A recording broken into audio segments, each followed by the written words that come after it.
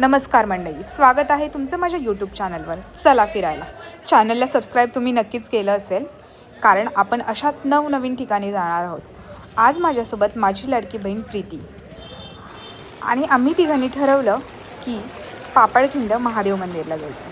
ती बोलली चल दीदी लवकर जाऊयात. मग निघालो तर पापडखिंड डॅमच्या दिशेने. तुम्ही बघू शकता रस्ता खूप सुंदर, हिरवीगार झाडी, शांत वातावरण. खरंच खूप प्रसन्न वाटतं इथे. तुम्ही विरार स्टेशनवरून फुलपाडा डॅमपर्यंत ऑटोने येऊ शकता आणि मग तिथून थोडंसं चालायला आहे आणि तुम्ही लोकल्सला विचारून महादेव मंदिरापर्यंत पोहोचू शकता. हे बघा मित्रांनो, आपण आता पोहोचलेलो आहोत मंदिरामध्ये. खूप सुंदर आणि प्राचीनकालीन मंदिर आहे. खूप छान वाटतं.